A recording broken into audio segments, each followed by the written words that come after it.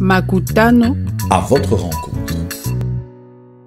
Moi, je m'appelle Neri Lianza et je suis belge, d'origine congolaise et capverdienne. Et je viens de Waterloo. J'ai grandi là-bas. Je suis né à Kinshasa. Et ma passion, c'est la restauration, en fait.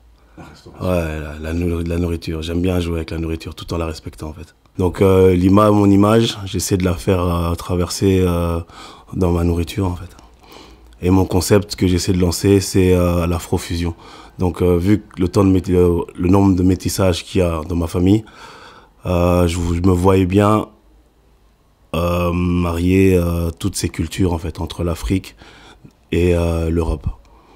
Et au fur et à mesure, donc j'ai fait mes études d'hôtellerie en Belgique.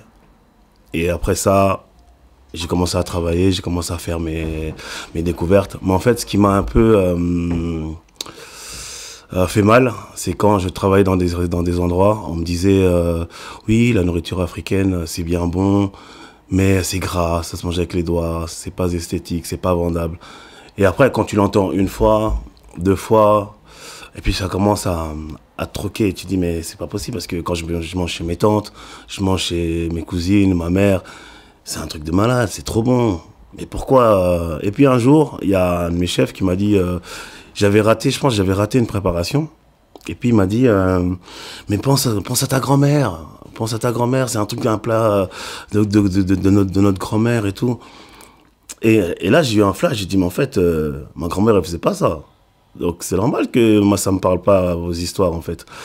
Et du coup, au fur et à mesure, j'ai commencé à faire des tests à la maison. Donc ma mère, elle voyageait souvent.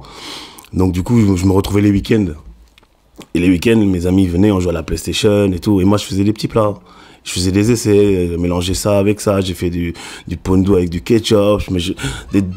Non, mais c'est vrai, mes amis qui sont derrière, ils peuvent vous dire, je fais des mélanges pour pouvoir trouver un équilibre entre les deux mondes, les deux continents.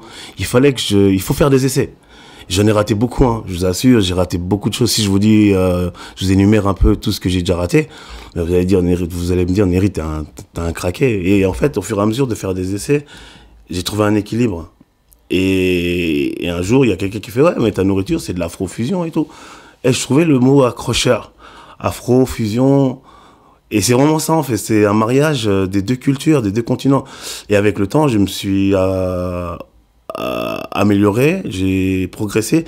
Et au début, j'étais vraiment focalisé sur l'Afrique. Enfin, sur l'Afrique, sur le Congo, parce que je suis d'origine congolaise. Et je me suis focalisé sur ma culture et mon pays. Et du coup, je me suis dit, mais en fait, l'Afrique, c'est grand. C'est très grand.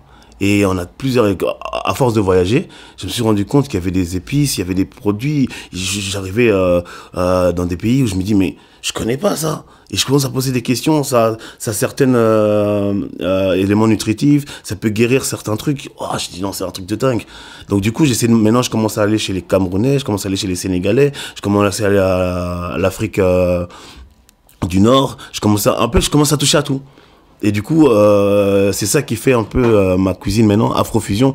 Je me limite pas que au Congo, je me limite à toute l'Afrique, parce que je veux faire passer un message que notre continent doit se faire respecter, pas que par la politique, pas que par le sport, ni par la musique, parce qu'il y a le biais de l'art culinaire, c'est une richesse, c'est une valeur que beaucoup négligent, parce que à l'époque, être cuisinier, c'était, on dirait, tu faisais un métier, un sous-métier, il n'y a pas de sous-métier, mais les gens étaient un peu gênés de dire, ouais, mon fils, il est cuisinier, ou, vous voyez, un peu, ou mécanicien, et au jour d'aujourd'hui, mais les cuisiniers, c'est des stars, c'est sans prétention. Comme je dis toujours, aucun rêve n'est trop grand et aucun rêveur n'est trop petit. J'ai entendu cette phrase et ça m'est resté dans la tête et je ferai tout pour y arriver, quoi. Et voilà, quoi. Surtout ne lâchez rien, parce que la vie, il y a tellement de problèmes qui peuvent venir. Quand vous sentez que les choses ne se passent pas, c'est ce moment-là qu'il faut s'accrocher. Parce que c'est quand tu abandonnes que la porte d'à côté, c'était la bonne. Donc, il faut jamais lâcher, toujours s'entraîner, toujours continuer à travailler dur, 2 fois, 3 fois, 4 fois, 5 fois plus que les autres, plus que ton voisin. C'est parce que ton voisin a percé que toi, tu vas pas y arriver. Chacun a son heure, c'est tout.